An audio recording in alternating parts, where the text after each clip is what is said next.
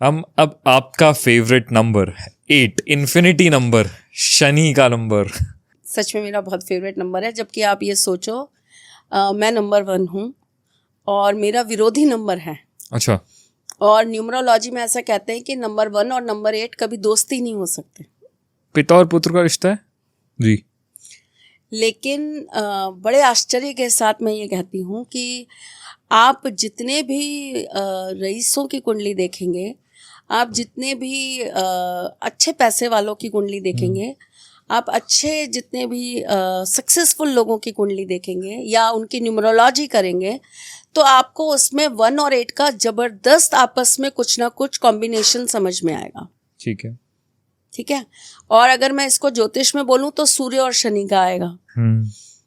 देखिए एक्चुअली क्या है कि हम लोग ना हर चीज को बड़ा मिक्स करते हैं जी। क्यों? क्योंकि हम ये सोचते हैं कि एक ऐसी विद्या जो हमारे यहाँ पर हमारे बुजुर्ग या हमारे गुरु ये कहते थे कि आप अपना पूरा जीवन दे दीजिए, आप ऐसा ना जाने कितने जीवन दे दीजिए, तब भी आप इसकी गहराइयों में जाते ही जाएंगे। ये अथाह है, अनंत है, ये खत्म नहीं होता जी। ऐसा कहना है सबका। और ये रियलिटी है। जो ज्योतिष पढ़ रहे हैं या जो ज्योतिष की जो प्रैक्टिस करते हैं, उन्हें ये बात समझ में आती है कि इसका सच में अंत नहीं है जी। और मैं अभी इस वक्त आपसे एक रिक्वेस्ट करूंगी कि आप प्लीज 1 सेकंड के लिए पॉडकास्ट यहाँ रोकें और आप मेरे साथ चलें। ठीक है। ठीक है। और फिर आकर आप खुद बता दो कि मैं जो ये बात बोल रही हूँ इसमें कितनी सत्यता है। तो आप 1 सेकंड के लिए यहाँ पॉडकास्ट रोकना और मेरे साथ चलो। चलो guys, hold on please. Sonamit क्या देख कर आए? गाइस, हम देख कर आए मैम के कमरे में किताबों का अंबार, हर तरफ फैली हुई बिखरी हुई किताबें।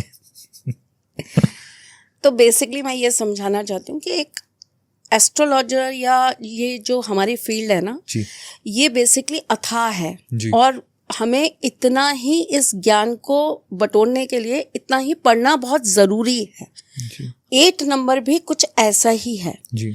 और लोग बेसिकली इस चीज़ को कैसे समझते हैं, बहुत छोटी छोटी चीज़ों पर उन्हें ये लगता है कि हम इस एस्ट्रोलॉजी को समझ गए। राइट। अब जैसे मैं आपको एक चीज़ बताती हूँ, सूर्य शनि जब साथ होते हैं तो ये एक तरीके से पितृदोष का निर्माण करते हैं। ठीक है। पितृदोष का निर्माण होता है तो पितृदोष बहुत अलग अलग तरीके से आपकी लाइफ के ऊपर इफेक्ट डालता है ना। अगर मैं वास्तु के अंदर इसको लूं तो ये आपके घर में कलेश हमेशा बना के रखेगा। आपके घर के लोगों के साथ कभी भी आपस में ट्यूनिंग अच्छी नहीं होगी, म्यूचुअल अंडरस्टैंडिंग आपकी कभी अच्छी नहीं होगी। घर के जो लोग होते हैं उनके साथ आपकी चीज़ें जो हैं वो कभी भी बैलेंस नहीं करेंगी। ठीक। इसी तरीके से अगर मैं ज्योतिष में लूं तो इसका इफेक्ट अलग है, न्यूमरोलॉजी में लूं तो इसका इफेक्ट थोड़ा सा अलग है। इसी प्रकार अगर मैं 2026 में नंबर 8 वालों की स्पेशल बात करूं तो इनके लिए कहने के लिए ये साल बहुत खराब होगा। क्यों? क्योंकि शत्रु का है। तो कहने के लिए ये होगा कि आपके ऊपर शत्रु हावी रहेंगे। पर मैं इस चीज को विरोध करते हुए आपसे ये कहती हूं कि नंबर 8 वालों के लिए ये साल अपनी प्रतिभाओं को दिखाने का साल है। ये साल अपने कर्म से, अगर आप अपने अंदर आलस भर लेते हैं, आप ये चीज सोचते हैं कि डेस्टिनी चीजों को करके दे देगी, तो बात अलग है जी। है ना, फिर तो कुछ नहीं हो सकता।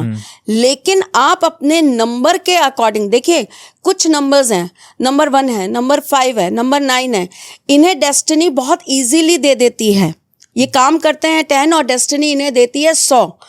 लेकिन कुछ नंबर्स हैं जैसे नंबर 8, इन्हें कर्म करना पड़ता है 90 तो डेस्टिनी इनको देती है 80।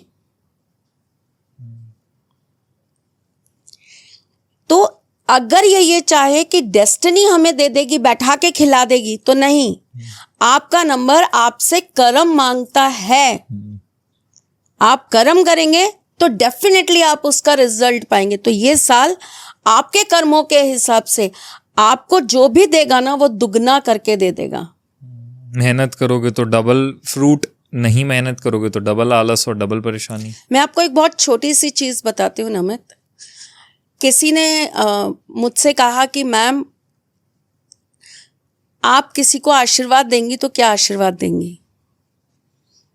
तो मैंने उनसे सिर्फ एक ही बात कहा कि बेटा आशीर्वाद तो आपके कर्मों पे डिपेंड करता है। तो बोले कैसे? कर्मों पे कैसे डिपेंड करता है? आशीर्वाद तो आप जो देना चाहोगे कि भाई तुम खुश रहो, तुम अच्छे से रहो, है ना जी। तो मैंने कहा मैं अगर आपको ये आशीर्वाद देती हूँ कि जाओ, तुम्हें ईश्वर तुम्हारे कर्मों का फल प्रदान करे,